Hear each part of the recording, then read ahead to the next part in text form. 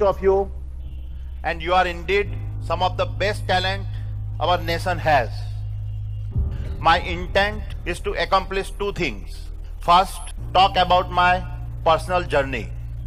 I decided to come this time, hoping that if my story could set an example for even a handful of you, I would live satisfied that I had some impact.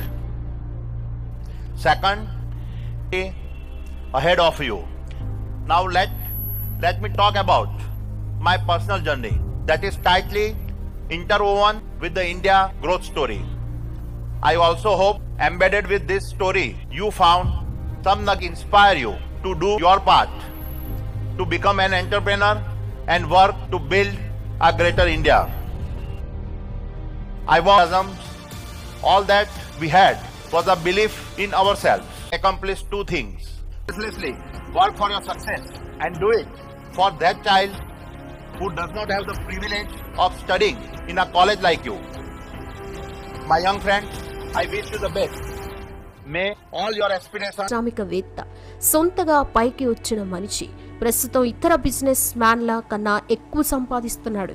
మనకి చిన్నప్పటి నుంచి తాత ముత్తాతలు ఒక్కటే విషయం చెప్పేవారు, ధర్మంగా సంపాదించు, అది ఏ పద్ధతిలోనైనా కానీ డబ్బులు సంపాదించేందుకు అన్ని మార్గాలు వెతుకు, ఏ మార్గాన్ని విడిచిపెట్టకని. ఆ మాట గౌతమ్కి ఖచ్చితంగా సరిపోతుంది. ఎందుకంటే తనకి వచ్చిన ప్రతి అవకాశాన్ని వినియోగించుకున్నాడు, ప్రతి అవకాశంలో తన తృప్తిని వెతుకుతున్నాడు. అందుకే ఈరోజు ఈ స్థాయిలో నిలబడ్డాడు. కానీ ఈ స్థాయికి రావడం అనేది ఒక్క రోజులో జరిగే పని కాదు, ఎంతో కష్టపడ్డాడు. 1962లో గుజరాత్ రాష్ట్రం అహ్మదాబాద్లో ఓ నిరుపేద కుటుంబంలో జన్మించాడు. తండ్రి చిరు వ్యాపారి, పెద్ద ఫ్యామిలీ. ఆర్థిక పరిస్థితులు అంతంత మాత్రమే. అందుకు చదువును కూడా మధ్యలోనే ఆపేయాల్సి వచ్చింది. కుటుంబాన్ని పోషించడం కోసం చేతులకు పని చెప్పడం తప్పలేదు. చిన్న గ్రామం నుంచి ముంబై మహానగరానికి చేరుకున్నాడు.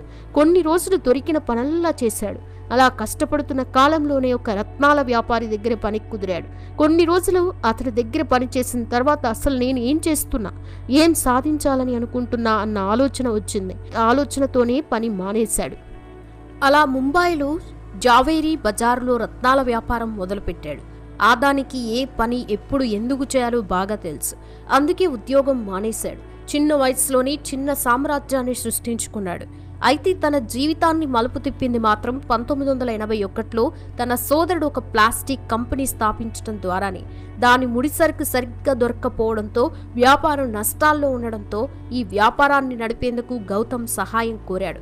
అందులోకి ప్రవేశించిన వెంటనే అతనికి అర్థమైంది, ముడిసరుకు విదేశాల నుంచి మాత్రమే సరఫరా చేసుకోవాలని, అందుకోసం చాలా ఖర్చు అవుతుంది, ఆఫీసుల చుట్టూ తిరగాలని ప్రత్యామ్నాయ మార్గాన్ని అన్వేషించాడు. తానే సొంతగా ప్లాస్టిక్ ఉత్పత్తుల తయారీ మొదలుపెట్టాడు. విదేశాలకి సైతం ఎగుమతి చేయడం మొదలుపెట్టాడు. 1988లో మొదలైన అతడి ఎక్స్పోర్ట్స్ ఆ తర్వాత పేరు చేంజ్ చేసి ఆదాని ఎంటర్ప్రైజెస్ అని కొత్త రూపం దాల్చింది. ఇందులో ఖనిజాలు, వ్యవసాయ ఉత్పత్తులు, బట్టలు వ్యాపారం కొనసాగించారు. ఆ వ్యాపారం అంతా అభివృద్ధి చెంది ఆయన పేరు ప్రపంచమంతా మారుమ్రోగింది. ఆ తర్వాత 1994లో షేర్ మార్కెట్లో భాగమైంది. ఇక 1995 ఈ సంవత్సరం గౌతమ్ ఆదానికి వెరీ ఇంపార్టెంట్. అదే సంవత్సరం గుజరాత్ ప్రభుత్వం పోర్ట్ అభివృద్ధి కోసం ప్రైవేట్ సంస్థల భాగస్వామ్యం కోరింది. ఈ విషయం ఆదాని వరకు చేరింది. సంపాదించుకోవడానికి మరో మార్గం దొరికిందని అనుకున్నాడు. పోర్ట్లలో అతిపెద్దది అయిన ముద్రా పోర్ట్ ఖరీదు చేశాడు. 1998లో ఆదాని పోర్ట్స్ అండ్ లాజిస్టిక్స్ పేరుతో వ్యాపారం ప్రారంభించాడు. 8,000 హెక్టార్లో నిర్మించిన అతిపెద్ద కంపెనీ ఇది. ఇండియాలోనే అతిపెద్ద పోర్ట్గా పేరుంది. భారతదేశంలో కావాల్సిన ప్రతి వస్తువు ఇక్కడి నుంచే రవాణా అవుతుంది. ఈ పోర్ట్లో power plant, private railway line, private airport కూడా ఉంది. గౌరవించాల్సిన విషయం ఏంటంటే ఇన్ఫ్రాస్ట్రక్చర్లో ఈ పోర్ట్ చాలా ముఖ్యమైనది. పోర్ట్ మేనేజ్మెంట్లో ముఖ్య పాత్ర పోషిస్తోంది. ఈ దేశం మన దేశంలోని ఏపీ, కేరళ, తమిళనాడు, మహారాష్ట్ర, గోవా, ఒడిశా, ముంబై సముద్ర ప్రాంతాల్లో డొమెస్టిక్ పోర్ట్లను కూడా డెవలప్ చేస్తోంది. కాలం అలా సాగిపోతూనే ఉంది. ఏకఛత్రాధిపతిగా ప్రపంచాన్ని ఏలే స్థితికి గౌతమ్ వచ్చాడు. ఇక మన ఒంటి ఇంట్లోకి కూడా ప్రవేశించిన అదానీ సంస్థ ఫార్చ్యూన్ పేరుతో నూనె సేల్ చేస్తున్నారు. ప్రస్తుతం నూనె ఉదయం, మధ్యాహ్నం, సాయంత్రం, రాత్రి అని తేడా లేకుండా వంటకు ఉపయోగపడుతున్నాయి. నిజానికి 1998లో విల్మార్ అనే సంస్థతో అదానీ చేతులు కలిపి ఆహార ఉత్పత్తుల్ని తయారు చేస్తున్నారు. అలా వంట నూనెలు, చక్కెర, గోధుమలు తయారు చేసి వంటింట్లో తన సత్తా చాటుకుంది. ప్రతి వంటగదిలో ఒక భాగం అయిపోయింది. ఇక 2005లో ఫుడ్ కార్పొరేషన్ ఆఫ్ ఇండియాతో కలిసి దేశవ్యాప్తంగా ప్రధాన నగరాల్లో ధాన్యాగారాలు స్థాపించింది అదానీ సంస్థ. కొన్ని చోట్ల ధాన్యాన్ని ఒక చోటు నుంచి ఇంకో చోటుకి రవాణా చేసేందుకు అండర్ గ్రౌండ్ రైలు సిస్టమ్ కూడా ఏర్పాటు చేసుకుంది. వ్యాపార దృష్టితో చూసేవారికి ప్రతి ఒక్కటి బిజినెస్ గానే కనిపిస్తోంది. అలాగని గౌతమ్కి బొగ్గులో కూడా వ్యాపారం కనిపించింది. విద్యుత్ ఉత్పత్తిలో కూడా ప్రవేశం పొందింది అదానీ సంస్థ. ప్రతి నగరాన్ని వారి ఉత్పత్తులతో కాంతివంతం చేసింది. అయితే అంత పెద్ద పవర్ ప్లాంట్ నడిపించడానికి చాలా బొగ్గు అవసరం పడుతుంది. అందుకోసం ఆస్ట్రేలియాలో ఓ బొగ్గు గనిని కొన్నారు. 12,174 కోట్ల విలువైన బొగ్గును లింక్ కంపెనీ ద్వారా ఉత్పత్తి చేస్తోంది. ప్రతి ఏడాది 60 టన్నుల బొగ్గును రవాణా చేసుకుంటోంది. మన దగ్గర లేని ఇన్ఫ్రాస్ట్రక్చర్ని ఇతర దేశాల నుంచి సరఫరా చేసుకున్నాడు గౌతమ్. అలాగే ఇండోనేషియాలో ఉన్న గ్యాస్, నూనె, బొగ్గును సుమిత్రా దీవుల్లో ఉన్న దీన్ని కొనుగోలు చేసేందుకు $250 బిలియన్ల పెట్టుబడి పెట్టేందుకు ముందుకి వచ్చింది అదానీ. సుమత్రా దీవుల్లో బొగ్గుని రవాణా చేసేందుకు 250 మైళ్ళ దూరం వరకు ప్రైవేట్ రైల్వే ట్రాక్ నిర్మించారు. ఇంకేముంది, అతడి ఖజానా నిండుతూ వచ్చింది. 2002లో $76.5 కోట్ల ఉన్న అతని సంపద 2014 నాటికి 10 పెరిగింది. 2017లో సోలార్ ప్యానెల్ తయారు చేయడం మొదలుపెట్టింది అదానీ సంస్థ.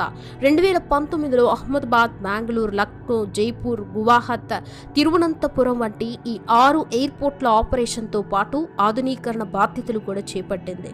ఈ బాధ్యతలు 25 సంవత్సరాల పాటు నిర్వహిస్తుంది అదానీ సంస్థ.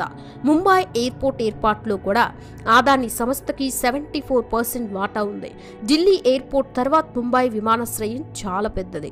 ఇక ఆసియాలోనే అప్పర కుబేరుడు అయిన ముఖేష్ అంబానీని వెనక్కి నెట్టి మొదటి స్థానంలోకి చేరాడు అదానీ. దేశంలోనే పెద్ద పెద్ద వ్యాపారస్తులందరూ గుజరాత్ నుంచే ఎక్కువగా కనిపిస్తారు. అలా బిజినెస్ పై ఇంట్రెస్ట్ పెంచుకున్న అదానీ వివిధ వ్యాపారాల్లో అడుగుపెట్టాడు.